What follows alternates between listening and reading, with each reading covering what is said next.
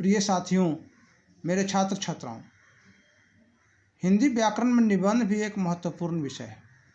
इसलिए आज हम लोग निबंध पर भी चर्चा करते हैं। एक बहुत प्रमुख विषय है वर्षा ऋतु। वर्षा ऋतु पर आज हम निबंध लिखने की तैयारी करते हैं। ध्यान से सुनिए और वीडियो को आप ध्यान से देखेंगे तो बहुत कुछ समझ में आ जाएगी, याद आ जाएगी वर्षा ऋतु के बारे में। और निबंध लगभग 250 शब्दों में हम लिख रहे हैं, उसको आप परीक्षाओं में आसानी से लिख सकते हैं। ध्यान दीजिए, यदि बसंत ऋतुओं का राजा है तो वर्षा ऋतुओं की रानी है। इसके आते ही आसमान में काले काले बादल छा जाते हैं। मेघ घमंडी हाथियों की तरह गरज गरज कर लोगों को डराने लगता है। घनघोर वर्षा होने लगती है और चारों ओर हरियाली छा जाती है, मानो प्रकृति ने जैसे हरी चादर ओढ़ ली हो। काले काले बादल देख मोर अपने पंख फैलाकर नाचने लगते हैं। पपीह, दादुर, झिंगुर की आवाज़ें प्रकृति में गूंज उठती है। ताल तलैया भर जाते हैं।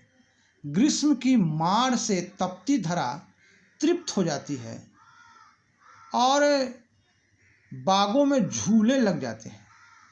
नौ तरुणियाँ माने युवतियाँ का मन उल्लसित हो जाता है। नदियों में जल भर जाते हैं और उनका रूप विस्तार हो जाता है।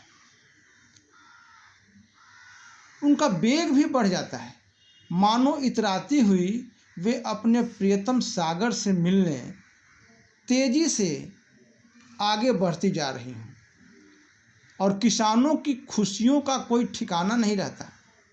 वे हल बैल लेकर अपने खेतों की ओर निकल पड़ते हैं। धान की फसल की बुआई प्रारंभ हो जाती है। लेकिन जहाँ फूल हैं वहाँ कांटे भी हैं। वर्षा ऋतु में मक्खी, मच्छर तथा कीड़े मकोड़े का प्रभाव बहुत बढ़ जाता है।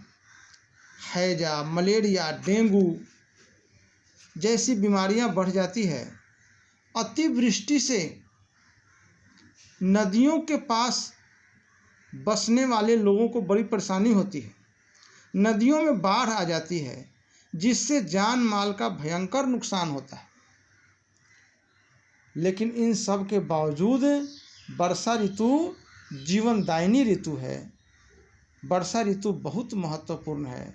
यदि वर्षा ऋतु न हो तो फिर इस धरती पर कोई जीव क्या, वनस्पतियां या घास पौधे भी जीवित नहीं रह सकते हैं। इसलिए वर्षा ऋतु बहुत महत्वपूर्ण ऋतु है। इसलिए यह ऋतुओं की रानी है। आशा है आप वर्षा ऋतु पर अच्छी तरह से निबंध समझ गए होंगे। यदि आपने हमारे चैनल को लाइक नहीं किया है, सब्सक्राइब नहीं किया है, तो लाइक और सब्सक्राइब कर देंगे, जिससे हमारा वीडियो शीघ्र से शीघ्र आप तक पहुंच सके। धन्यवाद।